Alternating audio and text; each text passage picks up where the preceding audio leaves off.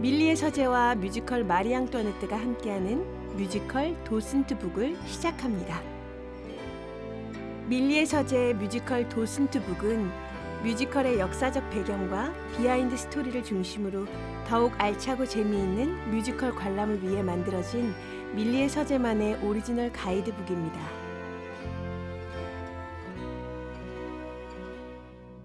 안녕하세요. 뮤지컬 마리 앙뚜아네트에서 마리 앙뚜아네트 역을 맡은 김소연입니다. 오늘 저희 뮤지컬을 여러분께 안내하기 위한 도슨트로 이 자리에 앉았습니다. 안녕하세요. 뮤지컬 마리 앙투아네트에서 페르잔 백장 역을 맡은 손준호입니다. 공연장을 찾아주신 관객 여러분들에게 뮤지컬 마리 앙투아네트의 배경과 역사, 그리고 인물들의 더 깊은 이야기를 소개하고자 합니다. 프랑스 절대왕정의 마지막 왕 루이 16세의 왕비이자 프랑스 대혁명을 불러일으킨 사치스러웠던 왕비 등으로 설명되는 마리 앙뚜아네트는 역사에서 설명하는 한 줄보다 다층적인 인물입니다. 그러기에 그녀를 주제로 수많은 책과 만화, 연극과 뮤지컬이 만들어졌죠. 그럼 뮤지컬 마리 앙뚜아네트를 보기 전에 그 배경과 인물에 대해 좀 더 깊이 알아보겠습니다.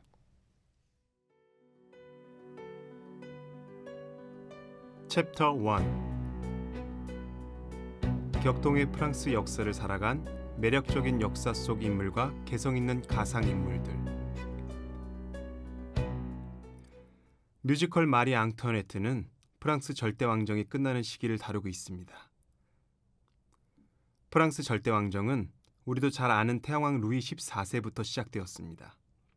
그는 자신을 태양의 신 아폴론에 비유하며 왕권을 강화했고 화려한 베르사유의 궁전을 증축하는 등 권력을 과시했습니다. 그리고 왕권 강화를 위해 사용한 비용은 모두 프랑스의 부채가 되었습니다. 루이 14세의 손자 루이 15세, 그 손자인 루이 16세에 이르러서는 감당할 수 없을 만큼 빚이 늘었고 7년 전쟁과 미국 독립전쟁 지원까지 거들며 그 피해는 고스란히 프랑스 민중들이 겪게 되었지요. 왕족과 귀족은 화려한 궁전에서 사치를 누렸지만 가난한 민중은 질병, 배고픔, 세금에 시달리며 점차 왕권에 대한 반발과 시민의식이 쌓이게 되었습니다. 그 중에서도 적국 오스트리아의 공주였던 마리 앙투아네트는 마음껏 미워할 수 있는 대상이었지요. 마리 앙투아네트. 그녀는 오스트리아에서 마리 테레즈 여제의 딸로 태어났고 정략 결혼으로 루이 16세의 왕비가 되었습니다. 평생을 궁전에서만 살아온 마리 앙투아네트는 그 시대의 평민들의 삶을 이해하기는커녕 제대로 알지도 못했어요. 프랑스의 왕비로, 그리고 단두대에서 사형당한 범죄자로의 파란만장한 삶을 산 그녀가 바로 뮤지컬 마리 앙투아네트의 주인공입니다. 또 다른 등장인물인 마그리드는 역사에 등장하는 실존 인물은 아닙니다. 마리 앙투아네트와 똑같은 이니셜을 가진 그녀는 마리 앙투아네트와 대비되는 인물로 빈민가에서 태어나 마리 앙투아네트를 미워하는 그 시대의 평민을 대표하는 역이지요. 가난에서 벗어나 자유를 찾아 프랑스 대혁명에 투신하게 되는 어쩌면 당시의 수많은 이름 없는 여인들의 원형입니다. 마리 앙투아네트를 사랑하는 매력적이고 용감한 스웨덴의 귀족이자 군인, 페르잔 백작 또한 실존 인물이었습니다. 뮤지컬에서는 이상주의자로 등장하며 프랑스 편에 서서 미국 독립전쟁에 참여하기도 했지요. 마리 앙투아네트를 끝까지 지키기 위해 고군분투하는 인물입니다. 두 사람은 굉장히 조심스러운 사이라서 어느 정도 깊은 사이였는지도 확인되지 않았다고 합니다. 실제로는 페르잔이 죽고 나서 발견된 편지로 둘의 사이가 알려졌을 정도였다고 합니다. 뮤지컬 마리 앙투아네트에서의 페르잔도 감정을 절제하고 마리 앙투아네트를 뒤에서 지켜주려 했습니다. 사랑 없는 결혼을 한 마리 앙투아네트 또한 루이 16세와 다른 모습의 그에게 기대고자 한 것 같습니다. 모든 등장인물은 단편적이지 않습니다. 선함과 악함, 열정과 냉정, 미움과 동정을 오가며 다채로운 매력을 보여줍니다. 뮤지컬을 통해 당시를 살아간 인물과 역사를 생생하게 즐겨보시길 바랍니다. 챕터 2. 마리 앙투아네트 목걸이 사건, 과연 누구의 잘못인가? 뮤지컬 마리 앙투아네트는 역사책에서 한 줄로 설명하는 사건을 중심으로 이야기가 펼쳐집니다. 바로 마리 앙투아네트와 목걸이 사건입니다. 이 작은 사건으로 인해 프랑스 대혁명이라는 거대한 소용돌이가 증폭되지요. 사실 목걸이 사건은 마리 앙투아네트 하면 많은 사람들이 떠올리는 사건이지만 그녀는 이름만 등장했을 뿐 상관이 없는 사건이었습니다. 그럼 목걸이 사건에 대해 알아볼까요? 루이 16세의 할아버지인 루이 15세는 총애하던 귀족 부인을 위해 다이아몬드 목걸이를 하나 주문했습니다. 그러나 루이 15세가 죽고 말았고 목걸이는 갈 곳을 잃었지요.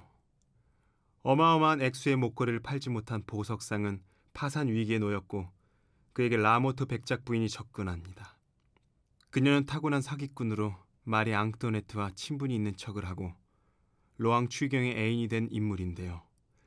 마리의 서명을 위조한 편지로 로앙 추기경을 설득해 그를 중개인 삼아 목걸이를 받아 자신이 빼돌렸죠. 결국 사기가 들통나고 마리 앙투아네트는 아무런 연관이 없다는 것을 밝혀졌으나 평소 왕비가 사치를 했기에 이런 사건이 발생했다는 민중들의 부정적인 평판만 남았지요. 거기에 라모트 백작 부인은 마리 앙투아네트가 시켰다는 거짓말로 책까지 쓰며 루머를 더욱 키웠습니다. 바로 이 루머가 마리 앙투아네트를 파멸로 모는 데 일조했습니다. 당시 프랑스 민중들은 자신의 삶을 힘들게 하는 원인인 왕족과 귀족의 가십을 만들어 그들을 미워하고 증오하고 비웃고 깎아내렸습니다. 가장 만만한 희생자는 적국의 여자, 나라를 망친 왕비, 루이 16세를 휘두르는 악녀 마리 앙투아네트였지요. 그녀는 과연 나라를 망친 악녀였을까요? 변화를 위한 희생자였을까요?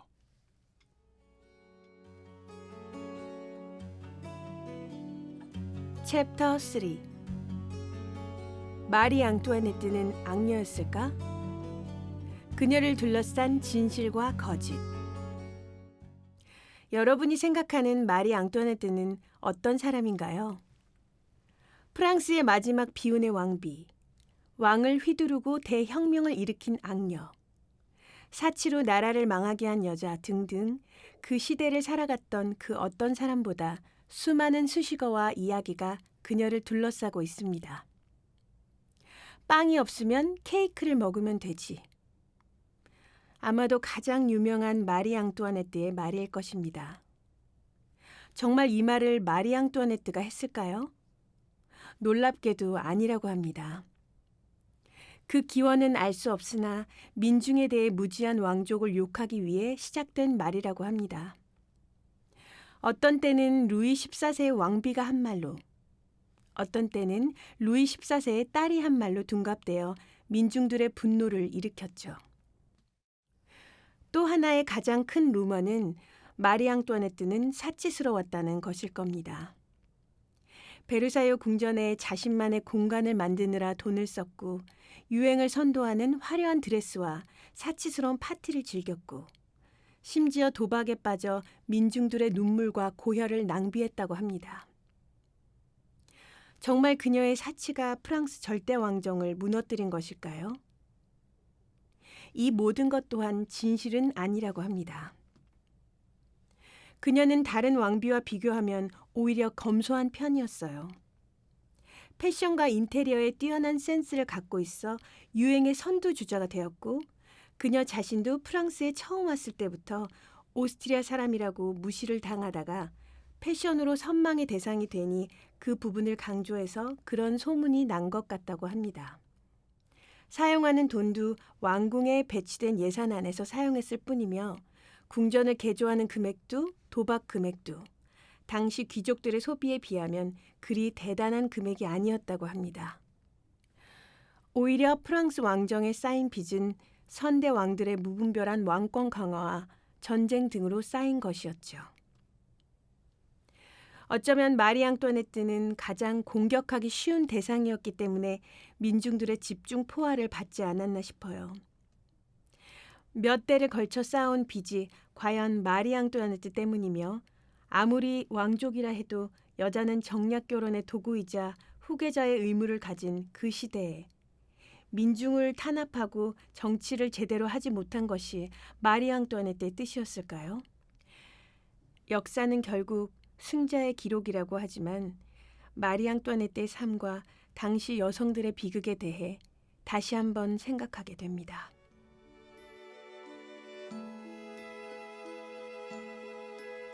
챕터 4. 우리가 꿈꾸는 정의는 무엇인가? 마지막으로 뮤지컬 마리 앙투아네트를 소개하는 문구는 우리가 꿈꾸는 정의는 무엇인가입니다. 엔딩 부분의 모든 캐스트가 합창으로 부르는 넘버에 들어가 있는 문구이기도 합니다. 로버트 요한슨 연출님이 이 작품은 안타깝게도 오늘날 우리도 공감할 수 있는 이야기입니다. 작품을 보고 정의란 무엇인가란 질문을 관객들께서도 곱씹어 보길 바랍니다. 라고 한 말씀이 기억에 남는데요. 격변하는 프랑스 혁명 속에서 분투하며 살아낸 마리 앙투아네트와 마그리트, 페르젠백 작가 오를레앙 공작, 수많은 인물들에게 더욱더 몰입할 수 있는 좋은 문구가 아닐까 싶습니다. 이렇게 뮤지컬 마리 앙뚜아네트의 관객분들을 위한 도슨트를 마치겠습니다. 혹시 마리 앙뚜아네트에 대해 더 호기심이 생기는 관객분들을 위해 밀리의 서재에서 추가로 도슨트 북의 히든 챕터를 마련했습니다. 히든 챕터는 공연을 관람하신 후 감상하시길 추천드리며 마리 앙뚜아네트의 매력에 더 깊이 있게 빠져보시길 바랍니다. 지금까지 밀리의 서재와 함께하는 뮤지컬 마리 앙뚜아네트 도슨트 북의 도슨트 김소연, 손준호였습니다. 감사합니다. 감사합니다.